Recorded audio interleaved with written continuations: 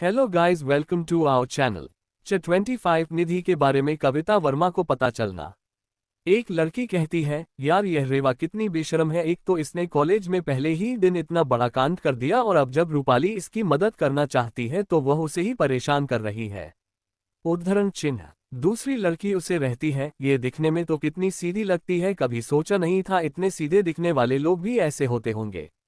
उद्धरण चिन्ह। एक लड़की रहती है, रूपाली कितनी अच्छी बहन है, वह तो बस उन दोनों का ख्याल रखने की कोशिश कर रही है, पर रेवा और रुद्राक्ष को उसकी बिल्कुल भी परवाह नहीं है।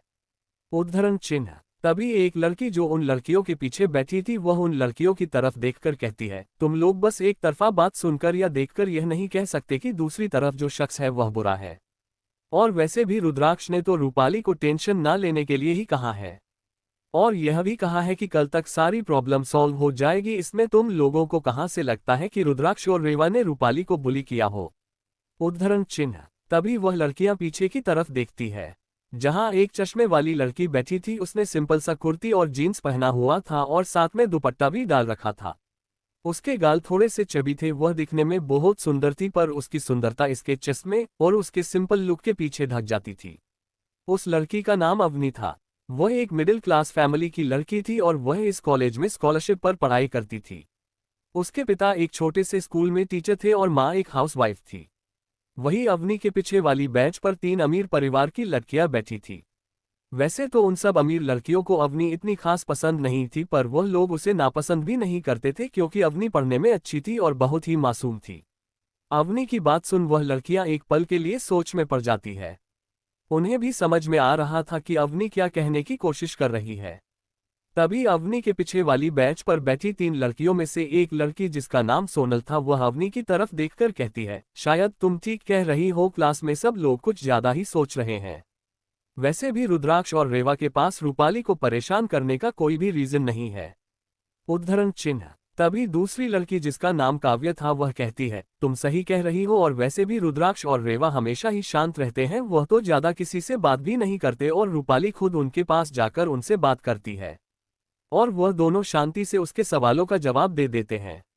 उद्धरण चिन्ह। तभी तीसरी लड़की, जिसका नाम मेघा था, वह कहती है, वैसे तुमने लोगों ने गौर किया तो पहले दिन भी रूपाली उन दोनों से बात करती है तो वह उन्हें किसी न किसी से माफी मांगने के लिए कहती है, जबकि उन दोनों की तो कोई गलती भी नहीं होती।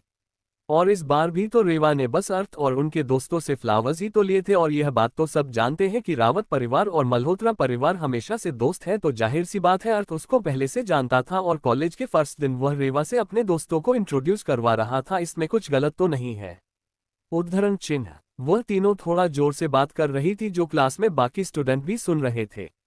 उनकी बात सुन बाकी स्टूडेंट भी सोच में पड़ जाते हैं। उन्हें उन चारों लड़कियों की बात सही भी लगने लगती है और वह भी इस बारे में बात करने लगते हैं। ये सब देख रूपाली और निधि का चेहरा काला पड़ जाता है। निधि कुछ कहने वाली होती है कि तभी प्रोफेसर क्लास में अंदर आते हैं। उन्हें देख सब चुप हो जाते हैं।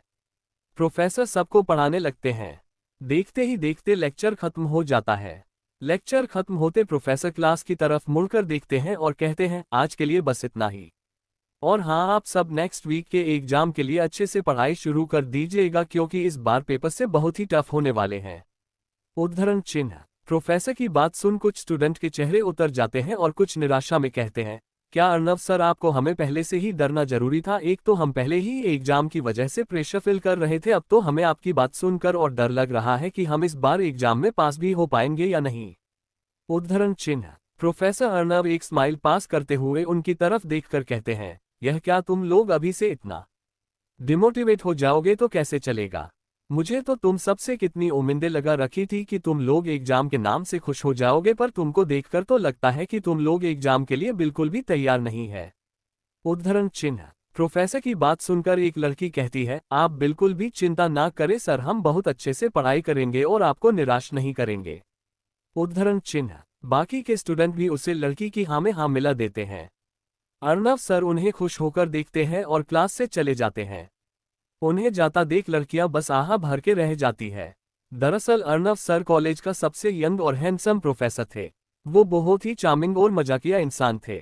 इतना ही नहीं, उनका पढ़ने का स्टाइल भी बहुत यूनिक था, इसलिए कॉलेज की सभी लड़कियां उन्हें बहुत ही पसंद करती है। अर्नव सर के जाने के बाद सभी स्टूडेंट भी अपनी अपनी सीट से उठकर कैंटीन की तरफ जाने लगते हैं क्योंकि अब तक लंच ब्रेक हो चुका था और इसके बाद उनका बस एक ही लेक्चर था। उसके बाद उनकी छुट्टी हो जाने वाली थी। तभी रुद्राक्ष को अर्थ का मैसेज आता है, वह उन्हें कैंटीन में आने के लिए कहता है। रुद्राक्ष भी हाँ में मैसेज करता है और रेवा से कहता है गुड़िया चलो कैंटीन चलकर कुछ खा लेते हैं। तभी रेवा कहती है हाँ भाई, वैसे भी मुझे जोरों की भूख लग रही है। उद्धरण चिन्ह। रुद्राक्ष उसके सर पर तपली मरते हुए कहता है तुम्हें तो खाने के नाम से ही भूख लग जाती है, पता नहीं व्रत के दिन तुम खुद को कैसे कंट्रोल करती हो। उद्धरण चिन्ह। रेवा, ये तो मेरा और मेरे महादेव का सीक्रेट है जो मैं हर किसी को नहीं बताती। ऐसा कहते हुए वो अपने फोन में देखती है जिसमें कुछ ईमेल आया होता है। रेवा, भाई आप पहले जाए और कैंटीन में जाकर मेरे लिए कुछ अच्छा सा ऑर्डर कर देना, मैं कुछ देर में आती हूँ। मुझे कुछ ईमेल आया है वो चेक करना ही और वॉशरूम भी जाना है। रुद्राक्ष भी हाँ में सर हिलाकर जाने लगाता है। वो जाते वक्त रेवा से कहता है जल्दी आना गुड़िया। रेवा भी अपना सर हाँ में हिला देती है और अपने फोन में आए ईमेल चेक करने के बाद वॉशरूम की तरफ बढ़ जाती है। वहीं दूसरी तरफ प्रिंसिपल सर अपना ऑफिस में अपना सर पकड़कर बैठे हुए थे। उन्हें ये समझ में नहीं आ रहा था कि अब वह सिचुएशन को कैसे हैंडल करें, क्योंकि वह वर्मा परिवार को ऑफेंड नहीं करना चाहते थे पर वह रावत परिवार के खिलाफ भी नहीं जा सकते थे। फिर वह हिम्मत करके अपना फोन उठाकर कविता वर्मा को कॉल लगा देते हैं। वहीं दूसरी तरफ निधि की मां कविता वर्मा इस वक्त एक बहुत इंपॉर्टेंट मीटिंग कंप्लीट करके मीटिंग रूम से बाहर आए होती है। वह इस वक्त बहुत ही खुश लग रही होती है। तभी उनके फोन पर कॉल आता है और वह कॉलर आईडी देखकर शॉक हो जाती है क्योंकि वह निधि के कॉलेज प्रिंसिपल की होती है। प्रिंसिपल का कॉल देख उन्हें इस बात का एहसास हो जाता है कि हो ना हो ये कॉल निधि के बारे में ही कुछ बताने के लिए आया होगा, क्योंकि वह अपनी बेटी के स्वभाव बहुत अच्छे से जानती थी कि हो ना हो उसने कॉलेज में कोई ना कोई कांड जरूर कर दिया होगा। वह तुरंत ही कॉल पिक कर लेती है और बहुत ही नम आवाज में कहती है हेलो प्रिंसिपल सर, मैं कविता वर्मा बात कर रही हूँ। आपने आज अचानक से मुझे कॉल किया, क्या निधि के साथ कॉलेज में कोई प्रॉब्लम हुई है? उद्धरण चिन्ह। कविता वर्मा की बात सुन प्रिंसिपल सर कहते हैं हेलो मिसेज कविता वर्मा, आपने सही गैस किया है, मुझे आपसे निधि के बारे में ही कुछ बात करनी थी। अगर हो सके तो आप अभी कॉलेज आ जाते तो बहुत अच्छा होता, क्योंकि यह बात हम फोन पर नहीं डिस्कस कर सकते। उद्धरण चिन्ह। प्रिंसिपल की बात सुनकर कविता वर्मा ने थोड़ा परेशान होकर बोली क्या बात है प्रिंसिपल सर, आप ऐसा क्यों बोल रहे हैं? क्या निधि ठीक तो है ना, उसे कुछ हुआ तो नहीं है ना? उद्धरण चिन्ह। प्रिंसिपल सर, नहीं मिसेज कविता वर्मा, निधि को कुछ भी नहीं हुआ है। बात दरअसल है कि प्रिंसिपल सर थोड़ी देर रुककर फिर से कहते हैं मिसेज कविता वर्मा, आप मिस्टर प्रताप रावत को तो जानती होगी। उद्धरण चिन्ह। कविता वर्मा, जी हाँ प्रिंसिपल सर, रावत परिवार और हमारा परिवार बहुत सालों से अच्छे दोस्त हैं। पर आप ये क्यों पूछ रहे हैं? उद्धरण चिन्ह। प्रिंसिपल सर अपने माथे पर हाथ करते हुए, आपको ये भी पता होगा कि मिस्टर प्रताप रावत के दो जुड़वा बच्चे जिनका नाम रुद्राक्ष और रेवा है, जो सालों पहले किडनैप हो गए थे, वह वापस आ गए हैं परिवार में। उद्धरण चिन्ह। कविता वर्मा, जी हाँ प्रिंसिपल सर, पर उसका क्या? उद्धरण चिन्ह। प्रिंसिपल सर, मिसेज कविता वर्मा, बात यह है कि निधि ने रेवा के एक पिक कॉलेज फोरम पर अपलोड की है और उसने रेवा के कैरेक्टर को खराब करने की कोशिश की है। उद्धरण चिन्ह। कविता वर्मा, आप ये कैसी बात कर रहे हैं प्रिंसिपल सर, मेरी बेटी कभी ऐसा कुछ कर ही नहीं सकती, आपको जरूर कोई गलत फहमी हुई है। उद्धरण चिन्ह। प्रिंसिपल सर, यह कोई गलत फहमी नहीं है मिसेज कविता वर्मा, ये सच्चाई है। रेवा के बड़े भाई रुद्राक्ष के पास निधि के खिलाफ सारे सबूत है, जिससे ये साबित होता है कि यह सब कुछ निधि ने ही किसी को पैसे देकर करवाया है। उद्धरण चिन्ह। कविता वर्मा, उनके पास किस तरह के सबूत है सर? क्या वह सब सच्चे भी हैं या नहीं, या फिर वह मेरी बेटी के ऊपर यूं ही इल्जाम लगा रहे हैं, और क्या ये बात रावत परिवार में किसी को पता भी है? उद्धरण चिन्ह। प्रिंसिपल सर, जी मिसेज कविता वर्मा, ये बात मिसेज कुसुम रावत को पता है। जब हमें रेवा के खिलाफ कंप्लेंट मिली थी तब हमने उनके पेरेंट्स को इन्फॉर्म कराने के लिए उन्हें कहा था, और उनके पेरेंट्स के तौर पर मिसेज कुसुम रावत ही कॉलेज भी आई थी और उन्हें ये बात पता है। उद्धरण चिन्ह। कविता वर्मा, आपके कहने का मतलब है कि कसम कॉलेज आए थे रुद्राक्ष और रेवा की तरफ से उनके पेरेंट्स के तौर पर। अब तक ये बात पूरी रावत परिवार में किसी को भी नहीं पता। उद्धरण चिन्ह। प्रिंसिपल सर, जी हाँ मिसेज कविता वर्मा। फिर वह थोड़ा रुककर, मिसेज कविता वर्मा, रुद्राक्ष और रेवा चाहते हैं कि निधि पूरे कॉलेज के सामने पब्लिकली रेवा से माफी मांगे और अपनी गलती को एक्सेप्ट करे। इतना ही नहीं, वह एक सॉरी लेटर भी लिखे और उसी कॉलेज फॉर्म पर अपलोड करे। उद्धरण चिन्ह। प्रिंसिपल सर की बात सुनकर कविता का पर हाय हो जाता है, पर वह अपनी बातों से उसे जताती नहीं।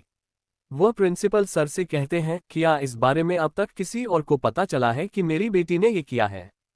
उद्धरण चिन्ह। प्रिंसिपल सर, नहीं मिसेज कविता वर्मा, पर आप ये क्यों पूछ रही है? देखिए, निधि ने गलती तो की है, उससे माफी तो मांगनी पड़ेगी। मैंने रुद्राक्ष और रेवा को समझने की कोशिश भी की है कि निधि उनसे पर्सनली माफी मांग लेगी और वह रेवा को एक सॉरी लेटर भी लिख कर दे देगी, और वह ये भी प्रॉमिस करेगी कि वह आगे से ऐसा कुछ नहीं करेगी। पर रुद्राक्ष चाहता है कि निधि ने पूरे कॉलेज के सामने रेवा के कैरेक्टर को खराब करने की कोशिश की है, इसलिए उसे माफी भी पूरे कॉलेज के सामने ही मांगनी होगी। आई एम सॉरी मैसेज कविता वर्मा, मैं उनके आगे आपकी हेल्प नहीं कर सकता, आप मेरी सिचुएशन समझने की कोशिश कीजिए। आप तो जानती ही है कि मिस्टर प्रताप रावत इस कॉलेज के ट्रस्टी है और मैं उनके खिलाफ नहीं जा सकता। उद्धरण चिन्ह। कविता वर्मा, मैं आपकी सिचुएशन समझ सकती हूँ प्रिंसिपल सर, आप चिंता मत कीजिए, मैं इस बारे में खुद मिस्टर प्रताप से बात करूंगी कि वह रुद्राक्ष और रेवा को समझाएं कि निधि अभी नादान है और उसे नादानी में ये गलती हो गई, बहू ने माफ कर दे और उसे इतनी बड़ी सजा दे। उद्धरण चिन्ह। प्रिंसिपल सर, मैं उम्मीद करता हूँ मिसेज कविता वर्मा की मिस्टर प्रताप रावत आपकी बात समझेंगे। और एक और बात है कि रुद्राक्ष ने निधि को माफी मांगने के लिए सिर्फ कल तक का ही वक्त दिया है, तो आप इतनी जल्दी हो सके उतनी जल्दी इस मामले को सुलझा दीजिए, क्योंकि अगर यह बात बाहर आ गई कि हमारे कॉलेज के किसी लड़की ने उसी की क्लासमेट के साथ इस तरह का बर्तन किया है तो हमारे कॉलेज का नाम ही खराब होगा। उद्धरण चिन्ह। कविता वर्मा, आपने मुझे यह इन्फॉर्म किया, इसके लिए थैंक यू प्रिंसिपल सर, मैं अब सब कुछ संभाल लूंगी, आप इस मामले में निश्चित हो जाए। उद्धरण चिन्ह। प्रिंसिपल सर से बात कर कविता वर्मा फोन रख देती है और वह टेंशन में अपना सर पकड़ लेती है कि अब वह क्या करे। दूसरी तरफ रेवा के साथ। जब रेवा वॉशरूम से फ्रेश होकर वहां लगे मिरर के सामने अपने हाथ धो रही होती है, तभी उसके पीछे 5 लड़कियां आकर खड़ी हो जाती है। उस लड़कियों में सबसे आगे जो लड़की खड़ी थी उसका नाम टीना था। वो न लड़कियों के ग्रुप की लीडर भी थी। 26 टीना और उसके चमचियों की पिटाई। आगे रेवा अपने हाथ धोते हुए इन लड़कियों को अपने सामने लगे मिरर में एक नजर देखती है। रेवा टीना को देखते ही पहचान जाती है। दरअसल टीना और इसकी सहेलियां भी उन्हीं स्टूडेंट्स में से होती है जो पिछले जन्म में उसे और रुद्राक्ष को कॉलेज में बहुत परेशान करते थे।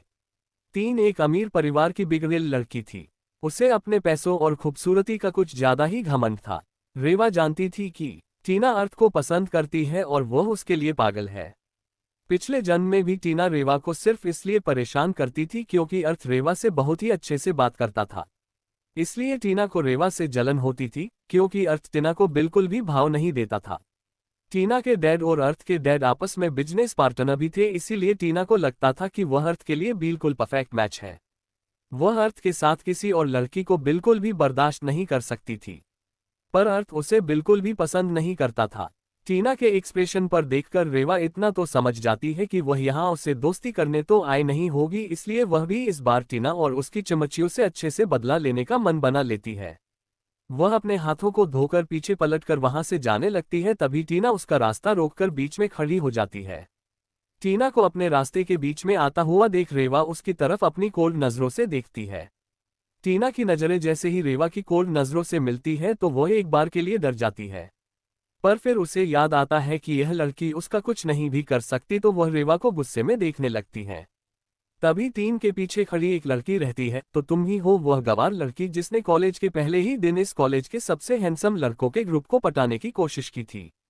वैसे मानना पड़ेगा खूबसूरत तो हो तुम। उद्धरण चिन्ह। तभी दूसरी लड़की कहती है, पर क्या है ना, तुम्हें सपने अपनी औकात के हिसाब से देखना चाहिए, तुमने ये सोच भी कैसे लिया कि अर्थ मल्होत्रा लड़का तुम्हें पसंद करेगा। उद्धरण चिन्ह। उन दोनों की बात सुन रेवा कहती है, एक्सक्यूज मी, आप लोगों के कहने का मतलब क्या है? और आप लोग हैं कौन? मैं आपको नहीं जानती, प्लीज मेरा रास्ता छोड़ दो, मुझे यहाँ से जाना है। भले ही आप लोगों को कोई काम धंधा ना हो, पर मेरे पास है, सो एक्सक्यूज मी प्लीज। रेवा की बात सुन एक लड़की उसे कुछ कहने वाली होती है, पर टिन अपना हाथ दिखाकर उसे रोक लेती है और वह रेवा से गुस्से में कहती है, हमें तुमसे मुंह लगाने का कोई ज्यादा शौक नहीं है, हम तो बस यहाँ तो है एक छोटी सी वार्निंग देने आए थे। उद्धरण चिन्ह। टीना की बात सुनकर रेवा अपने चेहरे पर एक तिरछी स्माइल का शांत भाव से कहती है, कैसी वार्निंग? उद्धरण चिन्ह। टीना, ज्यादा कुछ नहीं, बस इतना ही कि अगर तुम इस कॉलेज में अच्छे से रहना चाहते हो तो तुम अर्थ मल्होत्रा से दूर रहोगी। और अगर एक बार फिर तुमने उनसे दोस्ती करने की या उससे बात करने की कोशिश की तो मैं तुम्हारा इस कॉलेज में रहना मुश्किल कर दूंगी। उद्धरण चिन्ह। रेवा अपनी मजाकिया स्माइल के साथ कहती है, और तुम होती कौन हो जो मुझे ये बताएं कि मुझे किसके साथ दोस्ती करनी चाहिए और किसके साथ नहीं। और अगर मैं अर्थ मल्होत्रा के साथ दोस्ती करूं या उसके साथ दोस्ती ना करो, इससे तुम्हें क्या फर्क पड़ता है? तुम अपने काम से कम रखो, दूसरों के बीच अपनी टांग क्यों अड़ा रही हो। उद्धरण चिन्ह। रेवा की बात सुनकर टीना को बहुत गुस्सा आता है। वह गुस्से में उसकी तरफ उंगली पॉइंट करके कहती है, यू बीच, तुम्हारी हिम्मत कैसे हुई मेरे साथ इस तरह बात करने की? दो कौड़ी की औकात नहीं है तुम्हारी और चली है मेरे अर्थ को अपने जाल में फंसने के लिए। एक बात अपने कान खोलकर सुन लो, अर्थ मल्होत्रा सिर्फ और सिर्फ मेरा है। अगर तुमने उसके करीब जाने की कोशिश की तो मुझे बुरा कोई नहीं होगा। उद्धरण चिन्ह। टीना को गुस्से में देख रेवा को बहुत मजा आ रहा होता है। वह उसे और भड़कते हुए कहती है, ओ रियली, और अगर मैं तुम्हारी बात ना मानो तो तुम क्या करोगी मेरे साथ? उद्धरण चिन्ह। रेवा की बात सुन टीना को बहुत गुस्सा आता है और वह उसे थप्पड़ मारने के लिए अपना हाथ उठाती है। इससे पहले कि टीना रेवा को थप्पड़ मार पाती, रेवा उसका हाथ पकड़ लेती है और वो टीना का हाथ जोर से मरोड़ देती है। इसी के साथ तीन के मुंह से चिक निकल जाती है। क्योंकि रेवा ने टीना का हाथ बहुत ही जोर से पकड़ा हुआ था, अगर रेवा थोड़ा और ज्यादा जोर लगाती तो शायद तीन का हाथ टूट भी सकता था। रेवा के इस एक्शन से टीना के साथ आए लड़कियां डर जाती है। वही टीना रेवा से गुस्से में कहती है, यू बीच, छोड़ो मेरा हाथ वरना मुझसे बुरा कोई नहीं होगा। तुम जानती नहीं मैं कौन हूं। अगर मैं चाहूं तो 1 मिनट में तुम्हें इस कॉलेज से निकालकर बाहर फेंक सकती हूं। उद्धरण चिन्ह। टीना की बात सुन रेवा झटक कर उसका हाथ छोड़ देती है। रेवा के हाथ छोड़ते ही टीना 2 कदम पीछे हट जाती है और गिरने वाली होती है, पर उसकी चमची या उसे संभाल लेती है। तभी टीना की एक चमची आगे आते हुए कहती है, तुम्हारी हिम्मत कैसे हुई टीना के ऊपर हाथ उठाने की? अब तुम देखो तुम्हारे साथ क्या होता है। इतना कहकर वह लड़की रेवा को थप्पड़ मारने के लिए आगे आती है, पर रेवा उसका भी हाथ पकड़ लेती है और वह उसे एक जोर से थप्पड़ लगा देती है। रेवा का थप्पड़ लगते ही वह लड़की वहीं फर्श पर नीचे गिर जाती है और उसके होठों के कोनों से थोड़ा थोड़ा खून भी निकलने लगता है। उसे तो चक्कर जैसे आने लगते हैं। उसकी एक सहेलियों से संभाल कर खड़ा करती है। वह 5 लड़कियां रेवा को गुस्से और नफरत के साथ घूरने लगती है। वह लड़कियां गुस्से में आकर एक साथ रेवा के ऊपर हमला करने के लिए आगे बढ़ती है, पर रेवा उनके हमलों को ब्लॉक करके उन्हें ही पीट देती है। थोड़ी ही देर में वह 5 वॉशरूम की फर्श पर टूटी हुई हालत में गिरी पड़ी होती है। उनकी टूटी फूटी हालत देख रेवा अपनी मजाकिया स्माइल के साथ कहती है, अगली बार जब मुझसे पंगा लेने आओ तो अपनी यह हालत याद कर लेना, समझे? क्योंकि यह तुम लोगों की पहली गलती थी तो मैं तुम्हें हल्के में ही छोड़ दिया है, पर अगली बार अगर तुम मेरे पास आए तो अंजाम इससे बुरा होगा। ये बात अपने दिमाग में फिट कर लो, समझ में आई मेरी बात? उद्धरण चिन्ह। तभी उन्हें वॉशरूम के डोर के पास से कुछ गिरने की आवाज सुनाई देती है। वह लोग उस तरफ देखते हैं तो 4 लड़कियां वहां खड़ी थी और उनमें सबसे आगे खड़ी लड़की के हाथों में पड़ी हुई बुक नीचे गिरी होती है। 27 चैप्टर 27। आगे वो चारों लड़कियां एक तक सामने का नजारा देख रही थी। बुक गिरने की आवाज से वो 5 होश में आती है। होश में आते ही जिस लड़की से हाथ से वह बुक गिरी होती है वह लड़की तुरंत झुककर अपनी बुक को उठा लेती है। उसे लड़की की नजर है अन्य से रेवा के ऊपर चली जाती है, पर जैसे ही उसकी नजर रेवा की कोल्ड नजरों से मिलती है वह डर के 2 कदम पीछे हो जाती है। पर उसके पीछे खड़ी लड़की है उसे संभाल लेती है। दरवाजे पर कोई और नहीं, अवनी, सोनल, काव्या और मेघा खड़ी थी। अपने सामने का नजारा देख अवनी के तो डर के मारे पैर कांप रहे थे। उसे पीछे से सोनल ने नहीं पकड़ रखा होता तो अभी तक अवनी नीचे की गिर गई होती है। उन चारों को देख टीना के चेहरे पर खतरनाक स्माइल आ जाती है। वह रेवा से कहती है, अब तुम्हें कोई नहीं बचा सकता। मैं तुम्हारी कंप्लेंट प्रिंसिपल सर से करूंगी कि तुमने मुझे और मेरी फ्रेंड्स को वॉशरूम में मारा है। और अब तो हमारे पास गवाह भी है तुम्हारे खिलाफ। अब तुम कॉलेज में आगे पढ़ने का सपना देखना छोड़ दो तो अच्छा है। उद्धरण चिन्ह। टीना की बात सुनकर रेवा के आसपास का और बहुत ही कोल्ड होगा और वहां का तापमान अचानक से नीचे गिरने लगा। ये बात वहां खड़ी लड़कियों को भी महसूस हो रही थी। रेवा एक नजर अवनी, सोनल, काव्या और मेघा को देखती है और वह एक पल में अपने भाव बदलकर अपने चेहरे पर मासूमियत लाकर उन्हें डराने के अंदाज में कहती है, क्या तुम लोगों ने ये कुछ भी देखा है? उद्धरण चिन्ह। अवनी तो रेवा के इस रूप को देखकर अपनी आंखें टिमटिमाते हुए रेवा को ही कंफ्यूजन से देखने लगी। उसे तो कुछ समझ में ही नहीं आ रहा था कि वहां हो क्या रहा है, पर उसके पीछे खड़ी लड़कियां सब कुछ समझ रही थी। उन तीनों को भी टीना और उसकी सहेलियां इतनी खास पसंद नहीं थी, क्योंकि वह हमेशा स्कॉलरशिप पर पढ़ने के लिए आए हुए स्टूडेंट को बुली किया करती थी। तभी काव्या तुरंत हरकत में आकर कहती है, नहीं बिल्कुल नहीं, हमने तो यहाँ कुछ भी नहीं देखा। काव्या के इतना कहते ही वह तीनों पीछे पलटकर वहां से जाने लगती हैं। लेकिन अवनी तो अभी भी वहीं पर बहुत बने खड़ी होकर अपनी बड़ी बड़ी टिमटिमाती आंखों से अपने सामने का नजारा देख रही थी है। अवनी को टीना और उसकी सहेलियों का पिटा जाना बहुत अच्छा लग रहा था, क्योंकि कॉलेज के पहले दिन अवनी को भी उन लोगों ने बहुत परेशान किया था। तब सोनल, काव्या और मेघा ने ही उसे बचाया भी था। तभी सोनम पीछे पलटती है और अवनी को भी खींचकर अपने साथ ले जाती है। काव्या की बात सुन रीवा के चेहरे पर तिरछा स्माइल आ जाते हैं और वह टीना को देखकर कहती है, इन्होंने तो यहाँ कुछ भी नहीं देखा और कौन यकीन करेगा कि मैं तुम्हें मारा है, और वैसे भी बोलो मत, वह तुम थी जो पहले मुझसे लड़ाई करने के लिए आई थी और मेरे पास इस बात का प्रूफ भी है। उद्धरण चिन्ह। इतना कहकर वह अपना फोन निकालकर उसमें एक रिकॉर्डिंग ऑन कर देती है। उसे रिकॉर्डिंग में साफ साफ सुनाई दे रहा था कि काव्य रीवा को कॉलेज छोड़कर जाने के लिए और अर्थ से दूर रहने के लिए धमका रही थी। वह रिकॉर्डिंग सुनकर टीना के तो पसीने ही छूट जाते हैं, क्योंकि अगर वह रिकॉर्डिंग प्रिंसिपल को रेवा ने दे दी तो ये साबित हो जाएगा टीना और उसकी चमचियों में रेवा को परेशान करने की कोशिश की है, और रेवा नाम उन लोगों को अपने सेल्फ डिफेंस में पिटा है। वह सभी लड़कियां गुस्से में अपना पैर पटकते हुए वहां से जाने लगती है।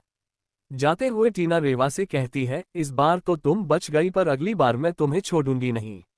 रेवा भी स्माइल के साथ उसका जवाब देती है, पहले पकड़ तो लेना, बाद में छोड़ने की बात आती है। रेवा भी फिर वहां से कैंटीन की तरफ चली जाती है।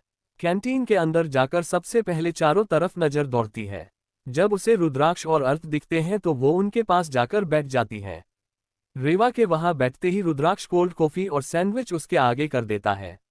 उसे देखकर रेवा के चेहरे पे प्यारी सी स्माइल आ जाती है और वह सैंडविच खाते हुए रुद्राक्ष से कहती है, थैंक यू भाई।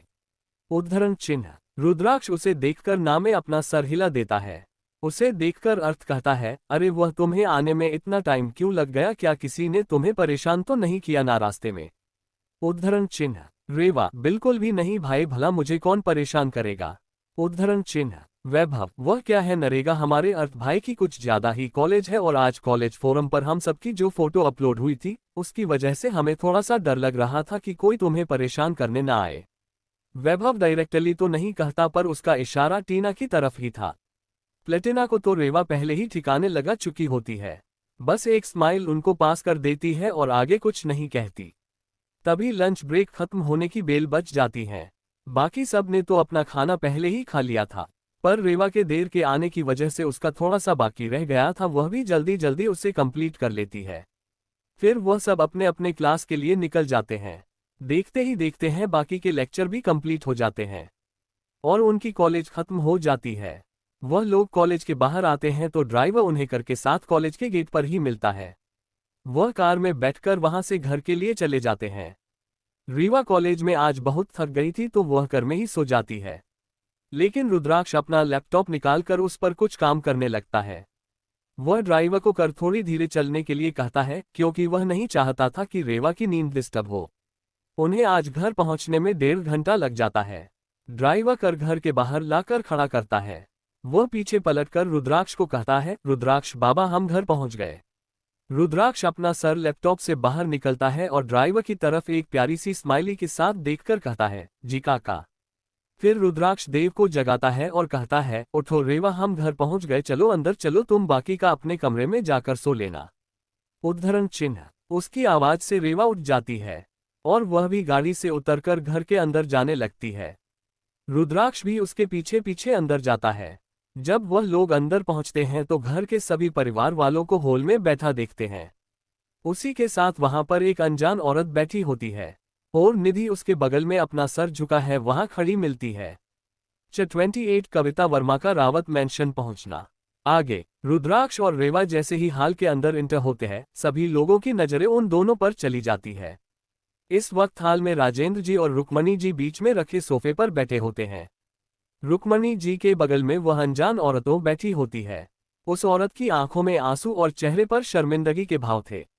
वही रुक्मणी जी ने उसका का हाथ अपने हाथ में ले रखा था और वह उसे किसी बात के लिए सांत्वना दे रही थी। वहीं दूसरे सोफे पर वैशाली जी, रूपाली और आकाश बैठे हुए थे और एक सोफे पर कुसुम जी अकेले बैठी हुई थी। कुसुम जी के चेहरे पर इस वक्त नाराजगी और गुस्से के मिले जुले भाव थे। इस वक्त परिवार में से महेंद्र जी और प्रताप जी घर पर नहीं थे क्योंकि वह ऑफिस गए हुए थे और मही स्कूल से लौटी नहीं थी। जैसे ही रुद्राक्ष और रेवा उन लोगों के पास पहुंचते हैं वैसे ही राजेंद्र जी अपना गला साफ करते हुए उन्हें कहते हैं, अरे रुद्राक्ष रेवा तुम दोनों आ गए। हम तुम दोनों का ही इंतजार कर रहे थे। आओ और बैठो, हमें तुम दोनों से कुछ बात करनी है।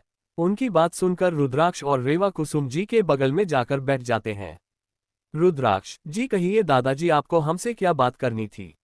रुद्राक्ष ने यह बात सिर्फ फॉर्मेलिटी के लिए पूछी थी, क्योंकि असल में तो वह जान गए थे कि दादाजी को उनसे क्या बात करनी है।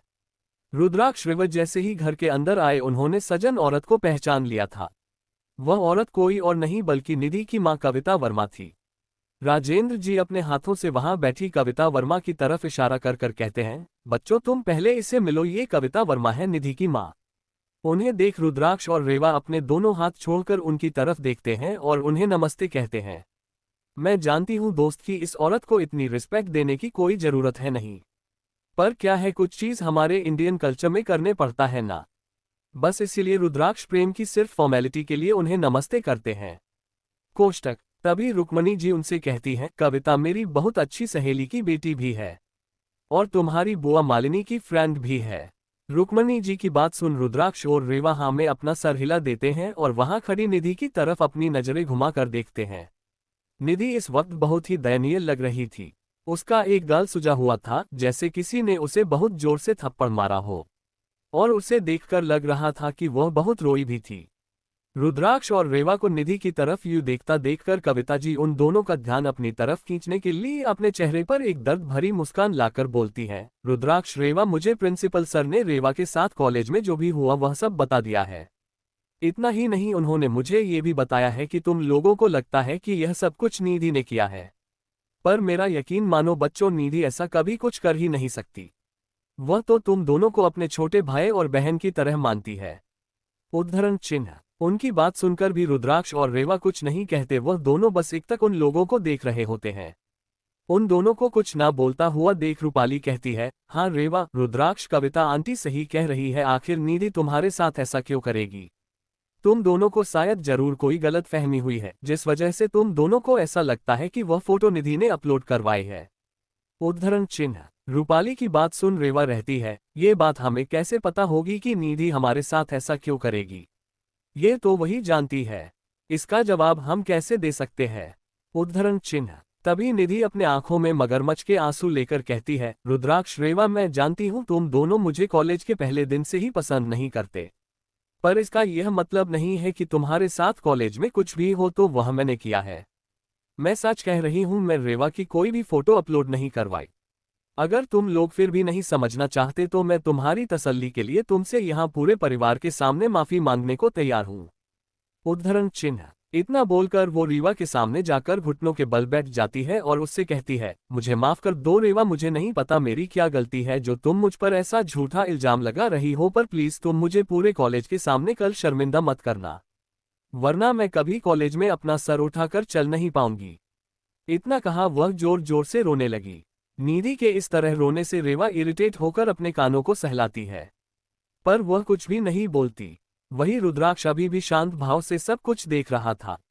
उसे देखकर कोई नहीं कह सकता था कि वो इस वक्त क्या सोच रहा होगा। उन दोनों को कुछ ना कहता देख रुक्मणी जी निधि की तरफ प्यार से देखते हुए कहती है, निधि बेटा, तुम उससे यूं माफी क्यों मांग रही हो जबकि तुमने कुछ किया ही नहीं है। माफी तो उन दोनों को मांगनी चाहिए क्योंकि उन्होंने तुम पर झूठा इल्जाम लगाया है। रुक्मणी जी की बात सुनकर निधि तुरंत खड़ी हो जाती ही और वापस जाकर उसी जगह खड़ी हो जाती है जहां पहले खड़ी थी। फिर रुक्मणी जी सख्ती से रुद्राक्ष और रेवा की तरफ देखकर कहती है, तुम इस तरह बुत बनकर क्यों बैठी हो। एक तो तुम्हारी गलती की वजह से हमारे परिवार की पूरे कॉलेज में इतनी बदनामी हो गई। तुम्हारी गलती की वजह से रूपाली और आकाश पूरे कॉलेज में किसी से नजरें नहीं मिला पा रहे थे। उन्हें कॉलेज बीच में ही छोड़कर घर आ जाना पड़ा। और तुम अपनी सारी गलतियों को निधि जैसी प्यारी बच्ची के ऊपर डाल रही हो।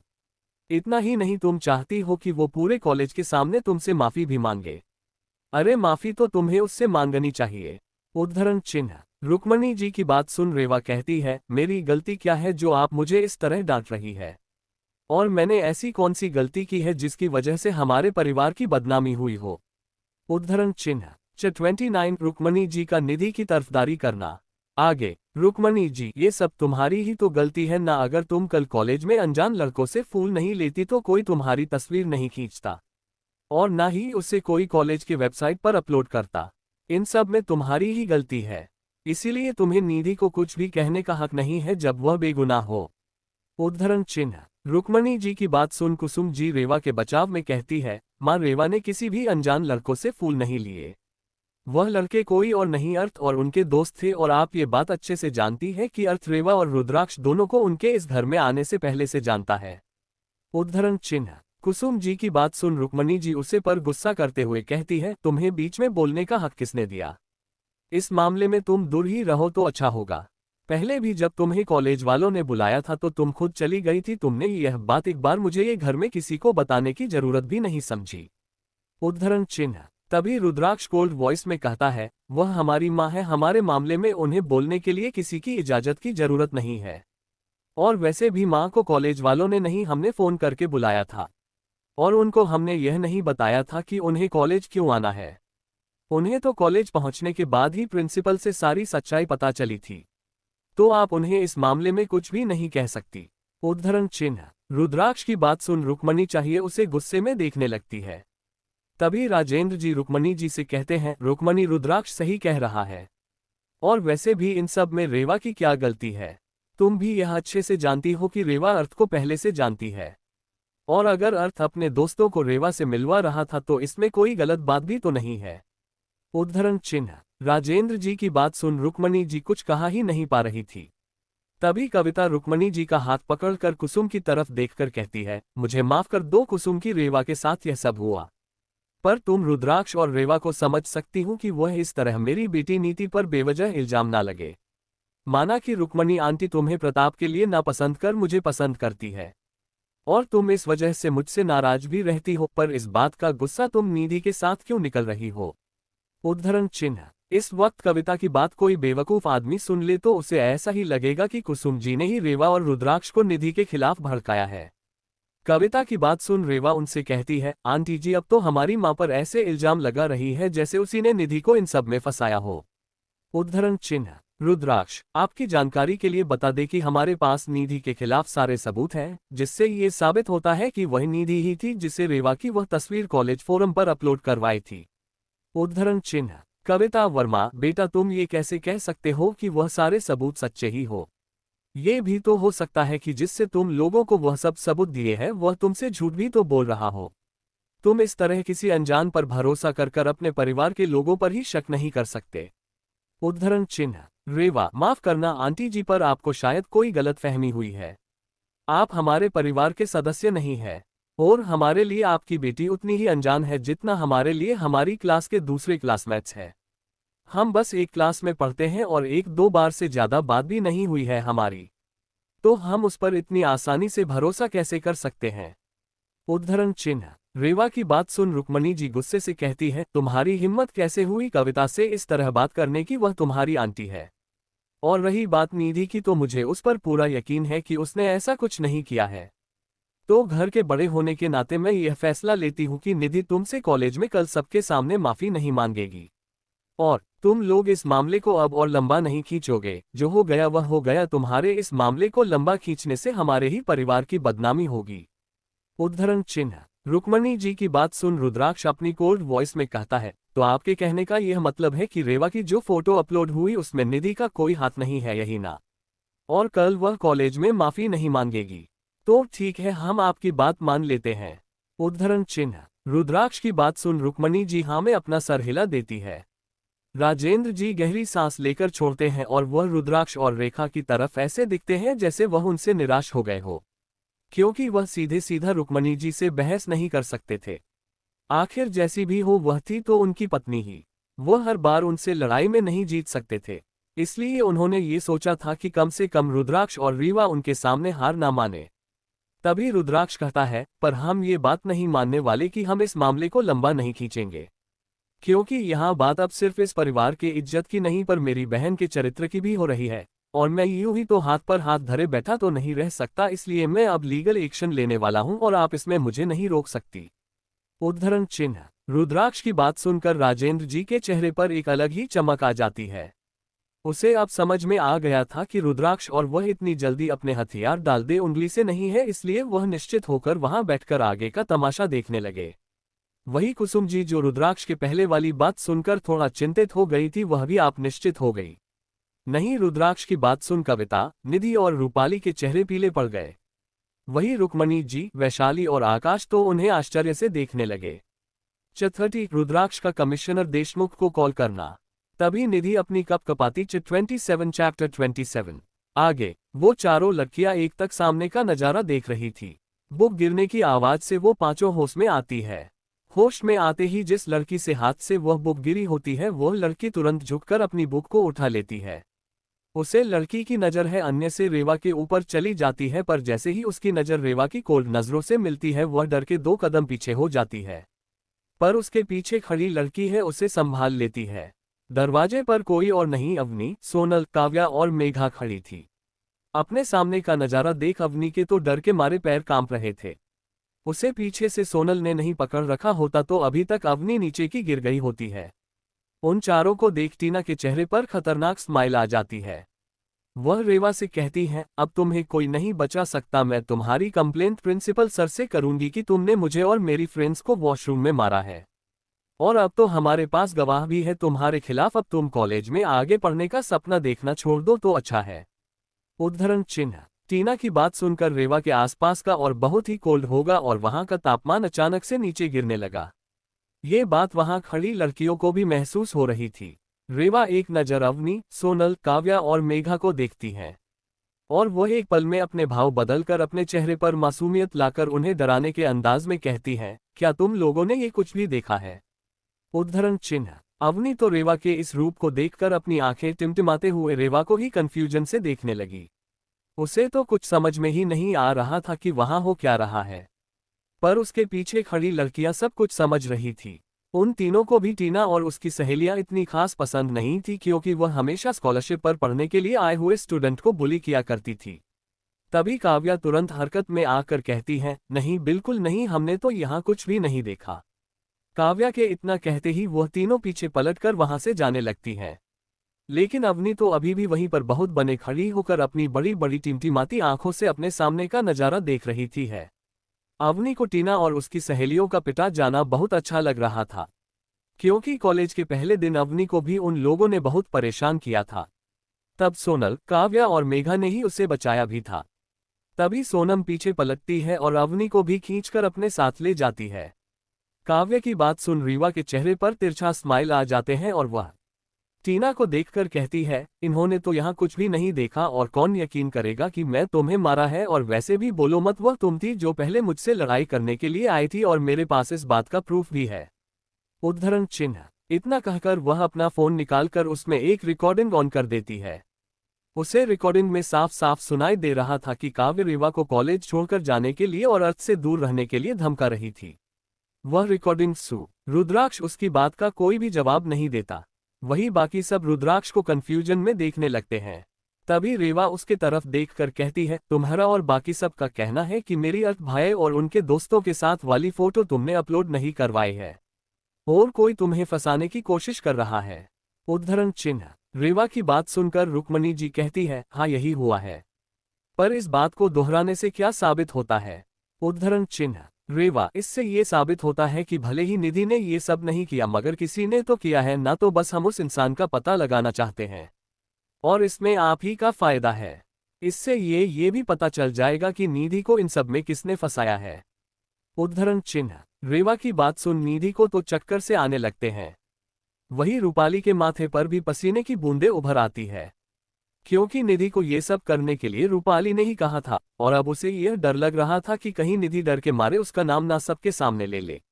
वहीं बाकी सब रेवा और रुद्राक्ष को हैरानी से देख रहे थे। उन सबकी नजरों को इग्नोर कर रेवा रुद्राक्ष की तरफ देखकर कहती है, भाई आप ना अभी के अभी पुलिस अंकल को कॉल करके सारी बात बता दो और उनसे कहना कि वह जल्द से जल्द उसे मुजरिम को पकड़कर लॉकअप में डाल दे और उनसे कहना कि जब वो मुजरिम पकड़ा जाए तो उसके डंडों से पिटाई करे। रेवा की बात सुनकर रुद्राक्ष अपना फोन निकालकर उसमें किसी को फोन करने के लिए नंबर ढूंढने लगा। रेवा ने ये सब कुछ बहुत ही मासूमियत से कहा था, पर उसकी बात सुन निधि और कविता जी की तो सांसें ही थम जाती है। तभी निधि रहती है, रेवा तुम इतनी छोटी सी बात के लिए पुलिस कंप्लेंट करना चाहती हो? ये भी तो हो सकता है कि यह हमारे कॉलेज में से ही किसी ने तुम्हारे साथ छोटा सा मजाक किया हो। उद्धरण चिन्ह। निधि की बात सुन रेवा अपनी आंखों को गोल घूमते हुए उसकी तरफ देखकर कहती है, तुम इतनी परेशान क्यों हो रही हो जब तुमने कुछ किया ही नहीं?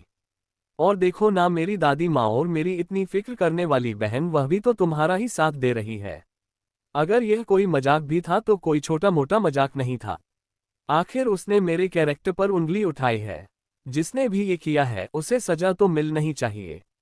अब तो मैं भी जानना चाहती हूँ कि वह तुम नहीं तो कौन है? उद्धरण चिन्ह। तभी रुक्मणी जी रुद्राक्ष की तरफ गुस्से में देखकर कहती है, अपना फोन नीचे रखो रुद्राक्ष।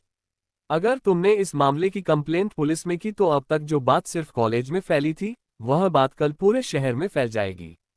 इससे हमारे परिवार की ही बदनामी होगी।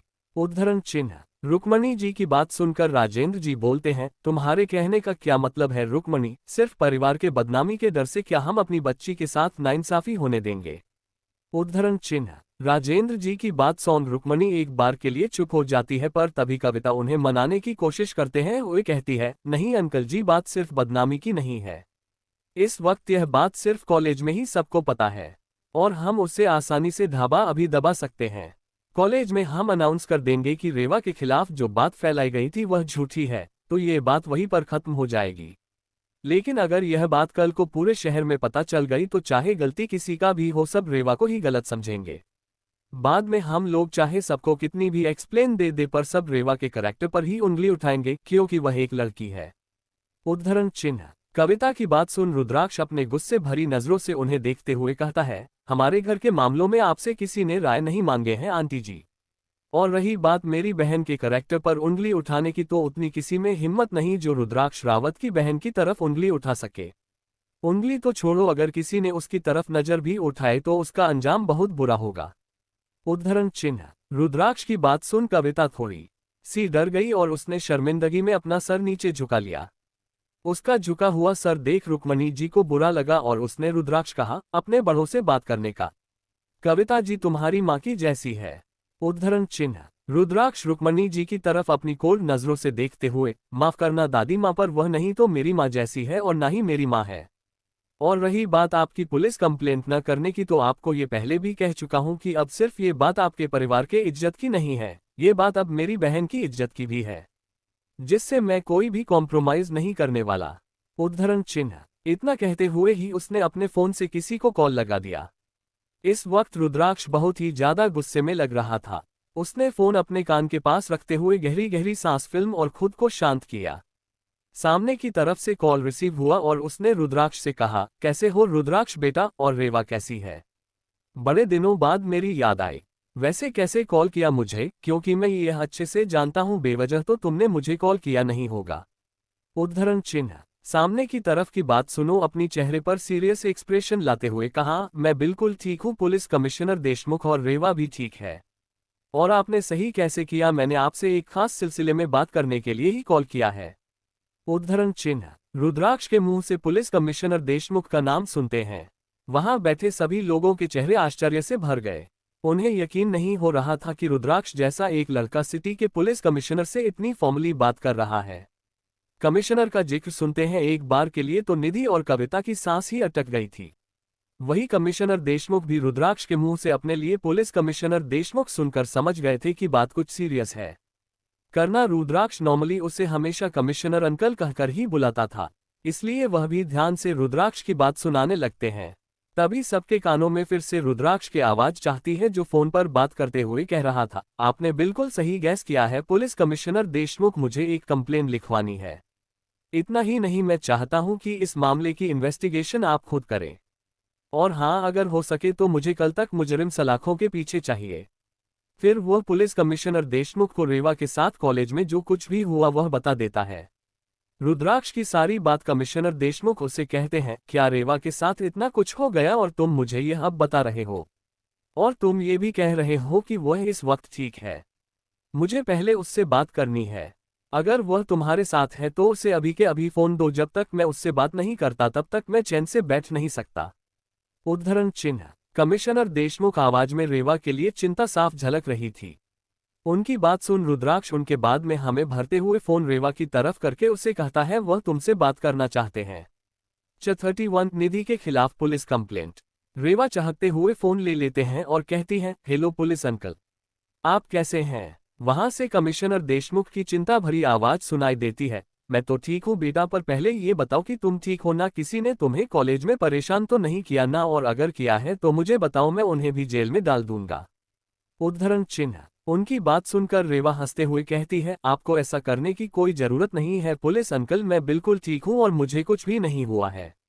रेवा की आवाज सुने वह थोड़ा शांत होकर कहते हैं, तुम कहती हो तो मान लेता हूं, और हाँ तुम बिल्कुल भी चिंता मत करो, जिसने भी तुम्हारे साथ ये किया है वह कल तक जेल में बंद होगा। उद्धरण चिन्ह। रेवा, थैंक यू अंकल, अच्छा अब मैं फोन रखती हूँ, आपको भी दूसरा काम होगा ना, bye. Commissioner Deshmukh, okay bye बेटा। ये कहते हुए वह दोनों फोन कट कर देते हैं। वही हॉल में बैठे सभी लोग उन्हें को ऐसे देख रहे होते हैं जैसे उन्होंने दुनिया का कोई 8वां अजूबा देख लिया हो। तभी राजेंद्र जी सबसे पहले होश में आकर रुद्राक्ष कहते हैं, रुद्राक्ष क्या तुम इस वक्त पुलिस कमिश्नर यशवंत देशमुख से बात कर रहे थे? तुम उन्हें कैसे जानते हो? उद्धरण चिन्ह। इससे पहले कि रुद्राक्ष कुछ कहता रुक्मणी जी गुस्से में कहती है, यह जरूर इसका कोई खेल होगा जो निधि को डराने के लिए खेल रहा होगा, ताकि वह कॉलेज में माफी मांगने के लिए मान जाए, वरना इसकी इतनी औकात जो ये सीधा पुलिस कमिश्नर से बात कर सके। उद्धरण चिन्ह। रुक्मणी जी की बात सुनो रुद्राक्ष अपने चेहरे पर एक तीखी मुस्कान दिए कहता है, मेरी औकात आपने अभी देखी कहाँ है दादी माँ, अभी तो सिर्फ शुरुआत है। आप तो बस आराम से बैठकर तमाशा देखिए, कल सबको पता चल जाएगा कि वह तस्वीर है किसने कॉलेज के फोरम पर अपलोड की थी।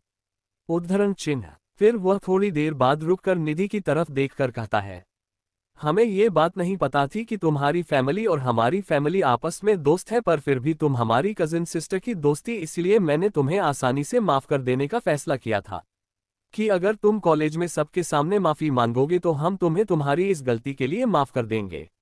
लेकिन अब जब तुम खुद ही अपनी गलती स्वीकार नहीं करना चाहती हो तो मजबूरन मुझे पुलिस कंप्लेंट करनी पड़ी, और अब जब पुलिस कंप्लेंट हो चुकी है तो पुलिस जो भी एक्शन लेंगे उसके लिए हम जिम्मेदार नहीं। उद्धरण चिन्ह। रुद्राक्ष की बात सुन निधि तो खड़े खड़े डर के मारे कांपने लगती है। वही कविता जी भी टेंशन में आ जाते हैं, क्योंकि वह ये सच जानती थी कि यह सब कुछ निधि ने ही करवाया है। तभी रुक्मणी जी उसे गुस्से में देखकर कहती है, तुम अभी भी निधि को डराने की कोशिश कर रहे हो, लेकिन उससे डरने की बिल्कुल भी जरूरत नहीं है, क्योंकि उसने कुछ किया ही नहीं है। देखना कल जब असली मुजरिम पकड़ा जाएगा तब तुम दोनों को इस बात का एहसास होगा कि तुम लोग बेवजह ही निधि के ऊपर शक कर रहे थे। उद्धरण चिन्ह। रेवा, और अगर पुलिस ने निधि को ही अरेस्ट किया तो तब तो आप हमारी बात मानेंगे ना कि निधि नहीं मेरी वह फोटो अपलोड करवाई थी। उद्धरण चिन्ह। रुक्मणी जी, और अगर निधि बेकसूर हुई तो तुम दोनों कल पूरे कॉलेज में अपने घुटनों के बल बैठकर उससे माफी मांगोगे। उद्धरण चिन्ह। रेवा, हमें मंजूर है। ये बात रेवा ने फुल कॉन्फिडेंस से कही थी, क्योंकि उन लोगों के पास निधि के खिलाफ पक्के सबूत थे। तभी निधि कविता से कहती है, माँ हमें घर चलना चाहिए, मेरी तबीयत कुछ ठीक नहीं लग रही है। कविता भी उसकी बात को समझकर हाँ में अपना सर हिलाकर वहां से खड़ी होती है और रुक्मणी जी की तरफ देखकर उन्हें कहती है, अच्छा आंटी अब हम चलते हैं, निधि की तबीयत थोड़ी ठीक नहीं लग रही है, हम घर जा रहे हैं, वह थोड़ा रेस्ट करेगी तो शायद ठीक हो जाएगी। उद्धरण चिन्ह। इतना कहकर कविता जी जल्दी से निधि का हाथ पकड़कर वहां से बाहर जाने लगती है।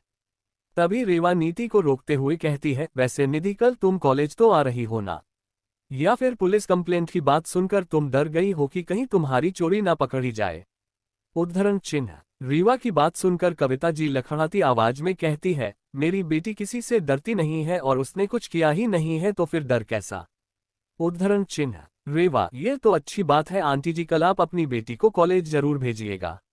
Okay bye. इतना कह वह अपना हाथ हिला देती है। इस वक्त रेवा के चेहरे पर एक तीजन स्माइल थी।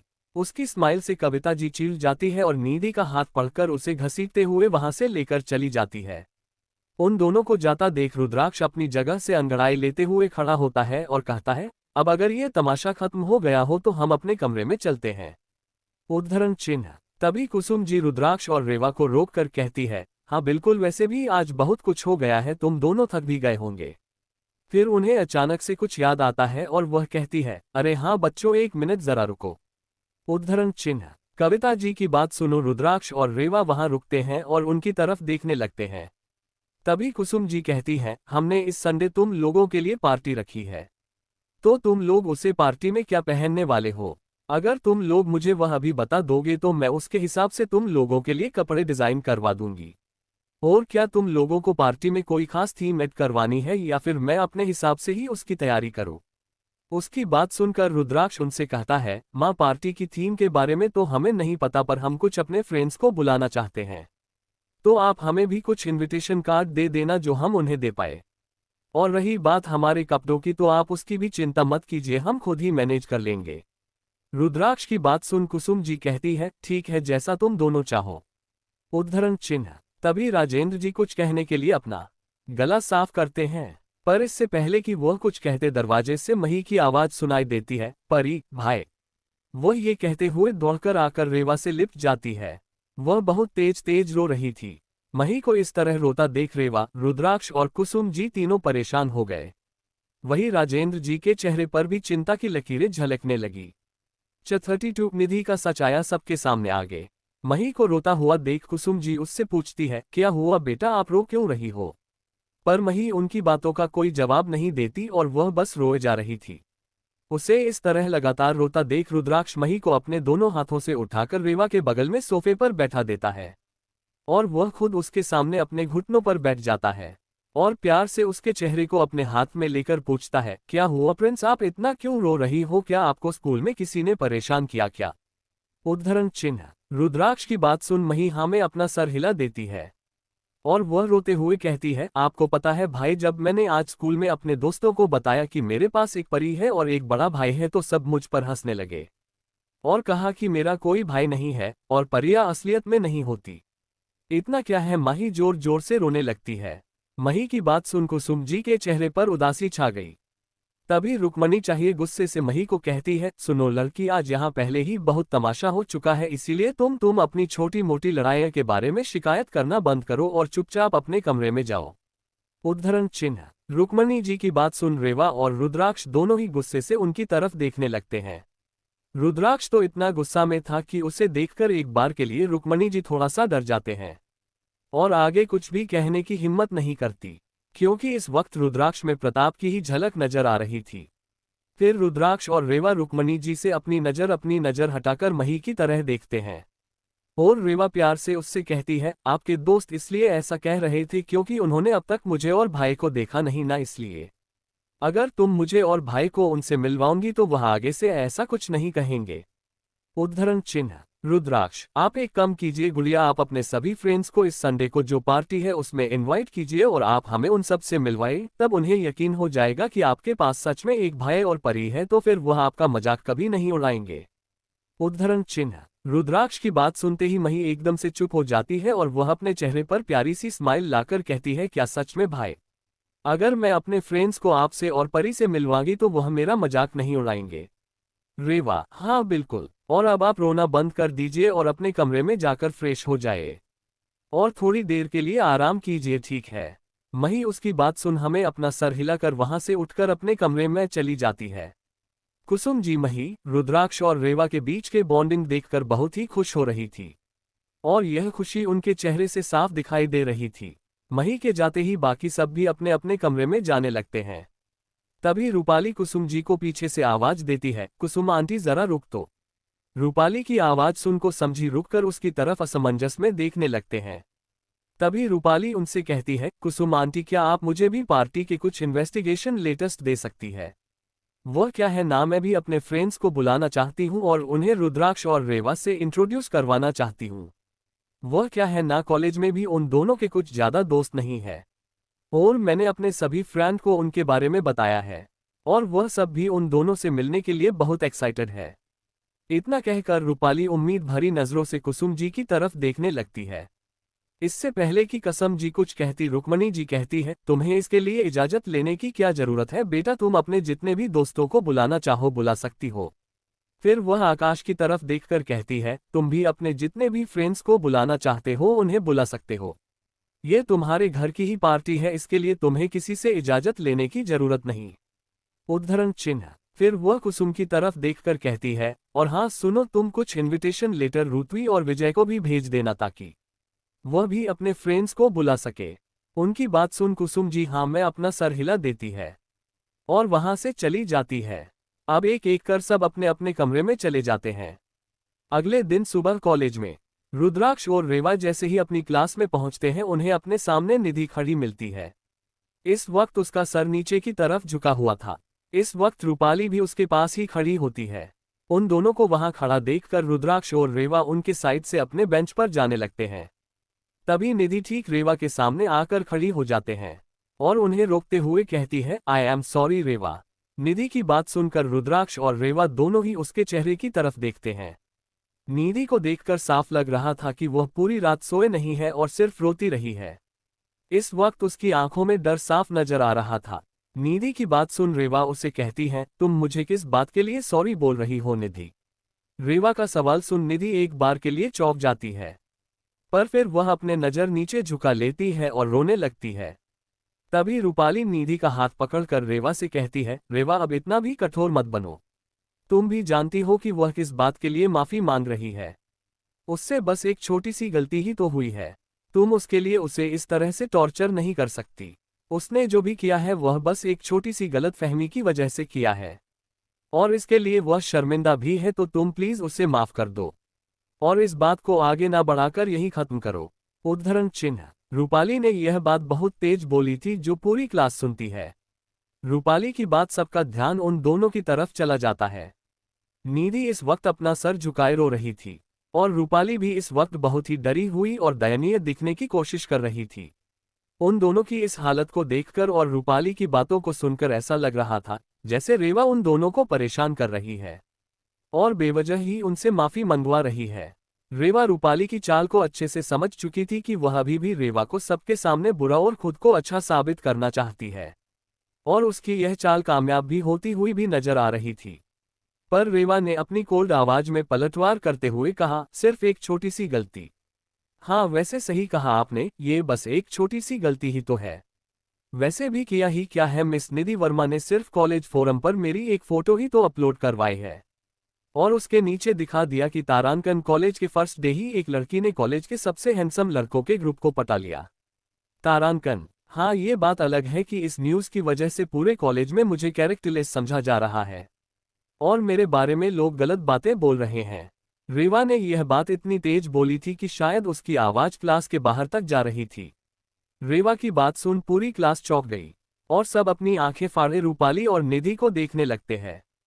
33 निधि का सच आया सबके सामने पार्ट -2 आगे। रेवा के इस तरह के जवाब को सुन रूपाली और निधि दोनों ही हैरान रह गए। रूपाली ने ये सोचा भी नहीं था कि रेवा इस तरह से उनका प्लान फ्लॉप कर देगी। वहीं पूरे क्लास की नज़र अब उन दोनों पर ही थी। खुद पर सबकी यूं नज़र महसूस कर वो दोनों थोड़ा सा असहज महसूस करने लगी। वही रेवा की बात सुन क्लास में सब अपने होश में आए। तभी एक लड़के ने कहा, यार क्या तुमने भी वही सुना जो मैंने सुना। उसकी बात सुन उसके बगल में बैठे लड़के ने कहा, हाँ यार मैं भी यही सुना कि रेवा की वह तस्वीर और न्यूज़ निधि ने वायरल करवाई थी। उद्धरण चिन्ह। उसकी बात सुनकर वही पहले लड़के ने कहा, मैंने सोचा भी नहीं था कि निधि ऐसा कुछ करेगी। वह तो कितनी प्यारी है यार। उद्धरण चिन्ह। उन दोनों की बातों के बीच उनके पीछे बैठे एक लड़की ने उनसे कहा, अरे निधि ने ये किया वो तो फिर भी समझ में आता है, पर मुझे ये समझ में नहीं आ रहा कि रूपाली रेवा की बहन होने के बावजूद भी निधि की तरफदारी क्यों कर रही है। उद्धरण चिन्ह। क्लास में सबकी बातें सुनकर निधि और रूपाली का चेहरा काला पड़ने लगता है। तभी रूपाली थोड़ी हिम्मत करके रेवा की तरफ देखकर कहती है, देखो रेवा मैं मानती हूँ कि निधि ने जो किया वह गलत किया, मगर उसने ये जानबूझकर नहीं किया है। दरअसल निधि चिराग को पसंद करती है और उस दिन जब चिराग ने तुम्हें रोज गिफ्ट किया तो उससे ये बर्दाश्त नहीं हुआ और उसने ये सिर्फ जलन और गुस्से के कारण कर दिया। प्लीज तुम उसे माफ कर दो। उद्धरण चिन्ह। रूपाली की बात सुन रेवा कहती है, आपके कहने का मतलब यह है कि मैं उसे सिर्फ इसलिए माफ कर दूं क्योंकि निधि चिराग भाई को पसंद करती है और उसने सिर्फ जलन की वजह से ये किया। वैसे रूपाली वह तुम ही थी ना जो कल पूरे क्लास के सामने मुझे हमारे परिवार का नाम खराब करने के लिए लेक्चर दे रही थी। और अब जब तुम्हें ये पता चला है कि यह सब कुछ निधि ने किया तो ये तुम्हारे लिए बस एक छोटी सी बात हो गई जैसे कभी कुछ हुआ ही ना हो। उद्धरण चिन्ह। फिर रेवा थोड़ा रुककर आगे कहती है, वैसे कल जब वह फोटो अपलोड होने के बाद क्लास में निधि सबके सामने मेरी बेइज्जती कर रही थी तब भी तुम उसी का ही साइड ले रही थी। मुझे तो ये समझ में नहीं आता, तुम अपने मुंह से तो कहती हो कि तुम मेरी और भाई की फिक्र करती हो, पर तुम्हारी हरकतों और बातों से मुझे ये कहीं नजर नहीं आता। उद्धरण चिन्ह। रेवा की बात से पूरी क्लास एक बार फिर से सच में पड़ जाती है। तभी एक लड़की कहती है, यार रेवा बात तो सही कह रही है। कल भी जब वह फोटो देखने के बाद निधि रेवा की बेइज्जती कर रही थी तब भी रूपाली ने निधि का ही साथ दिया था और रेवा को ये बता रही थी कि निधि बस उसकी चिंता कर रही है इसलिए उसके साथ ऐसा बर्तन करती है, जबकि निधि की बातों से यह साफ जाहिर हो रहा था कि वह रेवा की बेइज्जती कर रही थी। और जब रेवा ने निधि को पलटकर जवाब दिया था तब भी उसने रेवा की ही गलती बताई और उसे निधि से माफी मांगने के लिए भी कहा था, जबकि यह बात हम सब ने नोटिस की थी वह निधि ही थी जो रेवा के साथ बुरा व्यवहार कर रही थी। उद्धरण चिन्ह। तभी रुद्राक्ष जो वहां पास ही की बेंच पर टेक लगाकर अपना एक हाथ अपनी जीन्स की पॉकेट में डालकर खड़ा था, वह आलस भरी आवाज में उसे कहता है, देखो निधि, हम दोनों को तुमसे बहस करने में कोई इंटरेस्ट नहीं है। अगर तुमने माफी मांगने का फैसला कर ही लिया है तो मैं तुम्हें बता दूं कि दोपहर 12 बजे तक का वक्त है। दोपहर 12 बजे के बाद कमिश्नर सर तुम्हें अरेस्ट करने के लिए यहां पहुंच जाएंगे। अगर तुम जेल नहीं जाना चाहती तो उससे पहले पब्लिकली रेवा से माफी मांग लो, हम तुम्हें माफ कर देंगे और कंप्लेंट वापस ले लेंगे। इतना कह रुद्राक्ष और रेवा अपनी बेंच पर जाकर बैठ जाती है। रुद्राक्ष की बात से रूपाली और निधि अपनी जगह पर जम गए थे। तो फिर निधि कपकपाती आवाज में कहती है, क्या क्या कहा तुमने? क्या पुलिस सच में मुझे अरेस्ट करने के लिए आ रही है? क्या तुमने कल सच में मेरे खिलाफ पुलिस स्टेशन में कंप्लेंट लिखवाई थी? उद्धरण चिन्ह। निधि की बात सुनो रुद्राक्ष एक तिरछी स्माइल के साथ कहता है, तो तुम्हें क्या लगता है तुम मेरी बहन की बदनामी करने की कोशिश करो और मैं कुछ करूं भी ना? हमने तुम्हें कल भी मौका दिया था और आज भी दे रहे हैं। कमिश्नर अंकल के आने से पहले अगर तुम रेवा से पब्लिकली माफी मांग लेती हो तो मैं वादा करता हूं कि पुलिस तुम्हें अरेस्ट नहीं करेगी और बात यहीं पर खत्म हो जाएगी। रुद्राक्ष की बात सुन निधि और रूपाली दोनों ही उसे आश्चर्य से देखने लगी, क्योंकि कल जब रुद्राक्ष ने कमिश्नर देशमुख से बात की थी तब उन्हें ये लगा था कि रुद्राक्ष बस निधि को डराने के लिए कमिश्नर से बात करने की एक्टिंग कर रहा है। उन दोनों की नजरों में रुद्राक्ष की इतनी हैसियत ही नहीं है कि वह सीधा कमिश्नर से बात कर सके। रूपाली को तो इस बात पर भी यकीन नहीं था कि रुद्राक्ष की अपनी गेमिंग कंपनी है। उसे तो ये लग रहा था कि रुद्राक्ष अविनाश को बस किसी तरह जानता है, इसलिए रुद्राक्ष ने रक्षाबंधन के दिन शो ऑफ के लिए अविनाश कश्यप की मदद ली थी। रुद्राक्ष की पुलिस कंप्लेंट वाली बात सुन क्लास के सभी स्टूडेंट भी रुद्राक्ष को हैरानी से देखने लगते हैं। तभी किसी ने निधि को कहा, निधि मेरे ख्याल से तुम्हें पब्लिकली रेवा से माफी मांग लेनी चाहिए, आखिर जेल जाने से यह बेहतर होता है। ये बात किसी और ने नहीं बल्कि सोनल ने कही थी। सोनल की बात सुन निधि उसकी तरफ गुस्से में देखने लगती है। निधि सोनम से कुछ कहने ही वाली होती है कि तभी क्लास में पीछे से प्रोफेसर आ जाते हैं। वह निधि और रूपाली को क्लास के बीच खड़ा देखकर उनसे कहते हैं, तुम दोनों यहाँ बीच में क्यों खड़े हो, जाओ जाकर अपनी बेंच पर बैठ जाओ। प्रोफेसर की बात सुनकर निधि और रूपाली अपनी बेंच पर जाकर बैठ जाते हैं। प्रोफेसर अपनी क्लास खत्म कर चले जाते हैं। 34 पुलिस का कॉलेज आना। अब आगे प्रोफेसर की क्लास से जाते ही सभी स्टूडेंट आपस में बात करने लगते हैं। तभी प्रोफेसर राधिका क्लास में इंटर करती है। वो एक नज़र सबको देखती है, फिर अपनी नज़रें निधि की तरह कर उससे कहती है, निधि तुम्हें प्रिंसिपल सर ने अपने ऑफिस में बुलाया है। फिर वह रुद्राक्ष और रेवा की तरफ देखकर कहती है, रुद्राक्ष रेवा तुम दोनों भी मेरे साथ प्रिंसिपल ऑफिस चल रहे हो। उद्धरण चिन्ह। उनकी बात सुन रुद्राक्ष और रेवा हाँ में अपना सर हिलाकर उनके साथ जाने लगते हैं। पर निधि प्रोफेसर राधिका की बात सुन बहुत डर जाती है और अपनी जगह से बिल्कुल भी नहीं हिलती। उसे खड़ा ना होता हुआ देख प्रोफेसर राधिका उससे कहती है, निधि तुम्हें अभी प्रिंसिपल सर ने प्रिंसिपल ऑफिस में बुलाया है, कल नहीं सो प्लीज हमारे साथ चलो। उद्धरण चिन्ह। प्रोफेसर राधिका की बात सुन निधि डरते डरते अपनी जगह से खड़ी होती है और उनके साथ जाने लगती है। तभी रूपाली उसका हाथ पकड़कर कहती है, मैं भी तुम्हारे साथ चलती हूँ। रूपाली की बात सुनकर निधि में थोड़ी सी हिम्मत आती है और वह दोनों भी प्रोफेसर राधिका, रुद्राक्ष और रेवा के साथ प्रिंसिपल ऑफिस की तरफ जाने लगते हैं।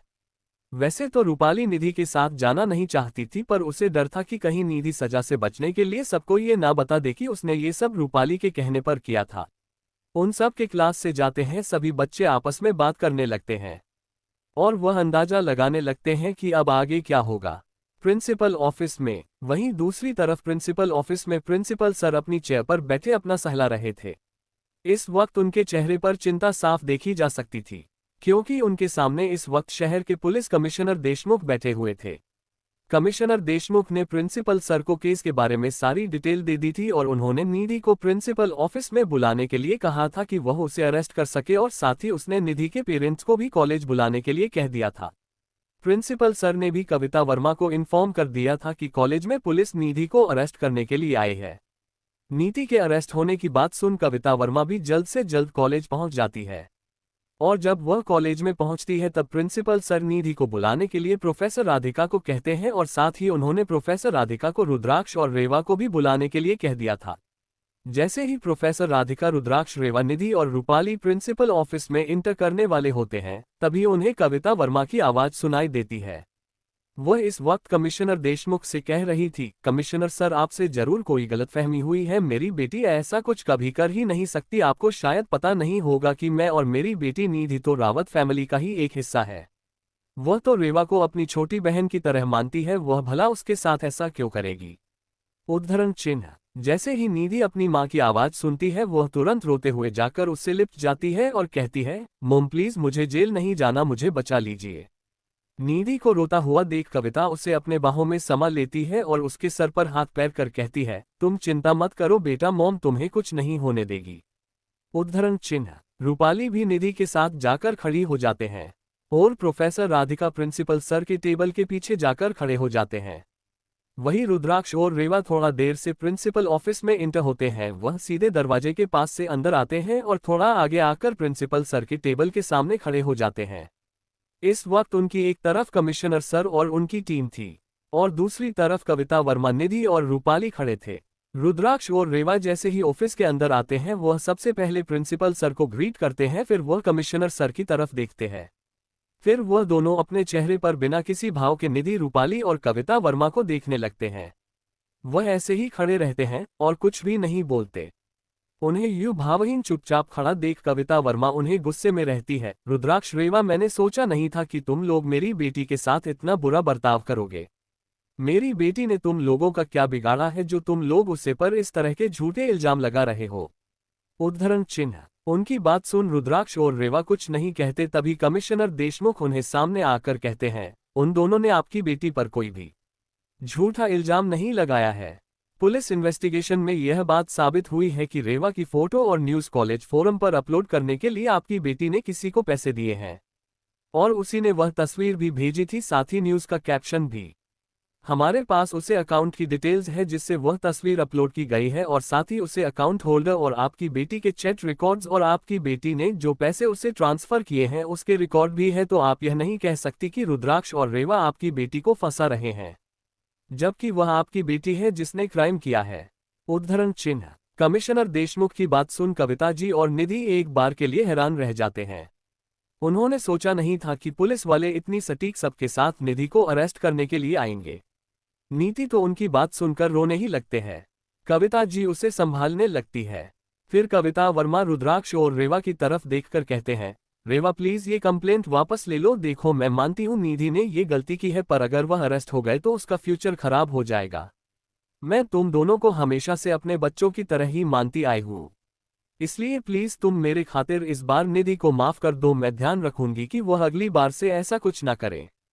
उद्धरण चिन्ह। उनकी बात सुन रेवा कहती है, आंटी, हम वैसे भी ये कंप्लेंट करना नहीं चाहते। हमने कल भी यह सारे सबूत प्रिंसिपल सर को दिखाए थे और उनसे कहा था कि नीति अगर पब्लिकली मुझसे माफी मांग लेती है तो हम उसके खिलाफ कोई कंप्लेन नहीं करेंगे।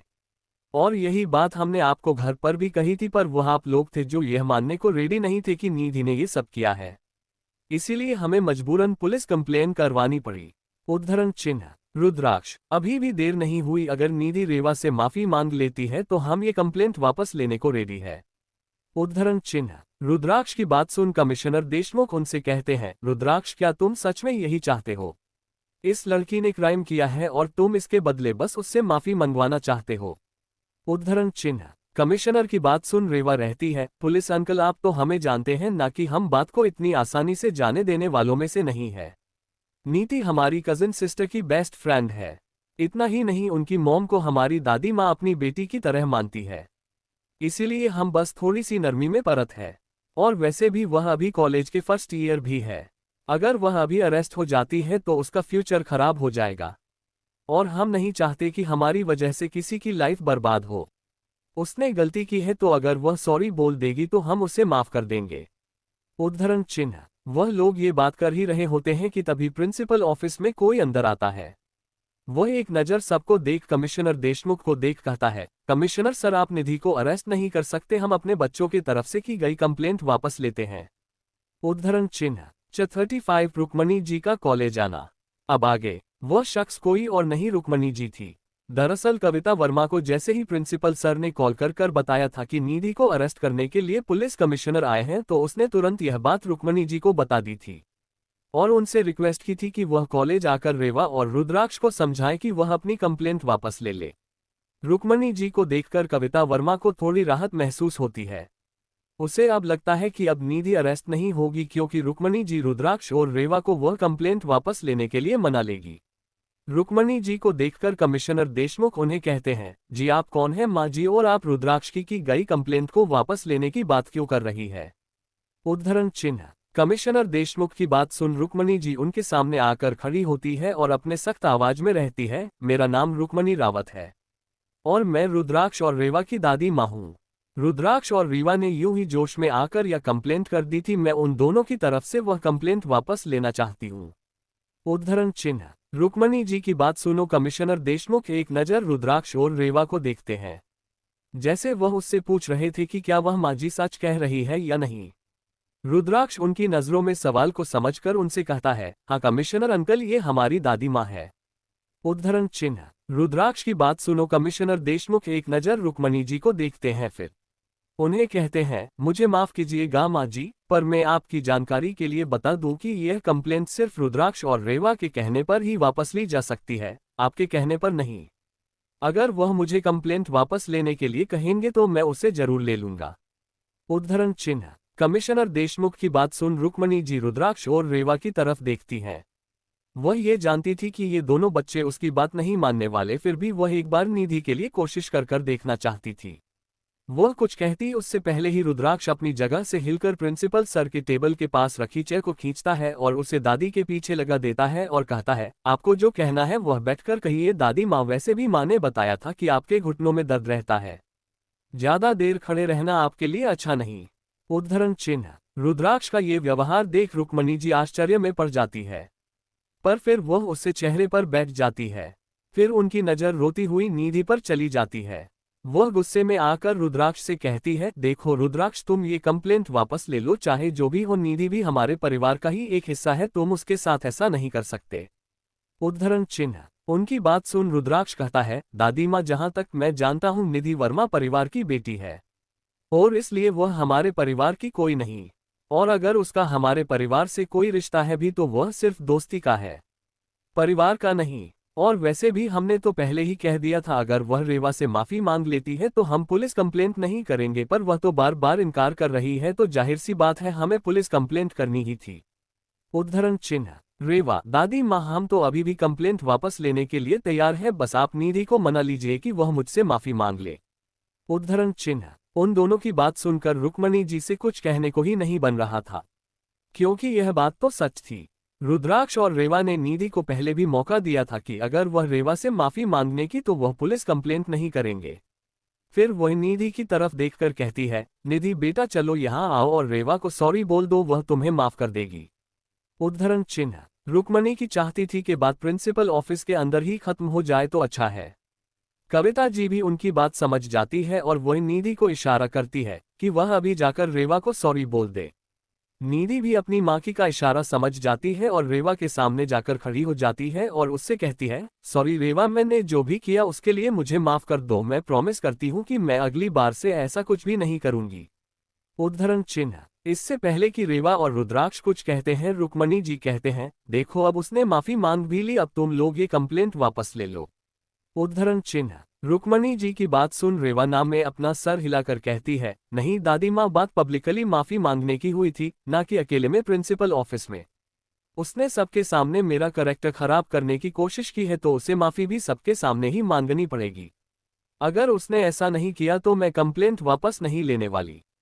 उद्धरण चिन्ह। रेवा की बात सुन रुक्मणी जी का चेहरा गुस्से से काला पड़ जाता है, पर वह इस वक्त प्रिंसिपल और पुलिस वालों के सामने रेवा को कुछ भी नहीं कह सकती थी, क्योंकि उसने पहले ही खुद को रेवा और रुद्राक्ष के दादी के तौर पर इंट्रोड्यूस करवाया था, और अब अगर वह किसी दूसरी लड़की का साथ है तो उनकी इमेज खराब होने वाली थी। कविता को भी अब यह एहसास हो गया था कि रेवा और रुद्राक्ष निधि को इतनी आसानी से नहीं जाने देने वाले। निधि को सबके सामने रेवा से माफी मांगनी होगी, इसलिए वह कहती है, निधि तुम लोगों से पब्लिकली माफी मांगने के लिए तैयार है, पर उसके बाद तुम लोग भी अपनी बात से मुकरना मत और यह पुलिस कंप्लेंट वापस ले लेना। उद्धरण चिन्ह। कविता की बात सुनकर कमिश्नर देशमुख कहते हैं, आप इस बात की चिंता मत कीजिए मिसेज कविता वर्मा, रुद्राक्ष और रेवा अपनी बात से पलटने वालों में से नहीं।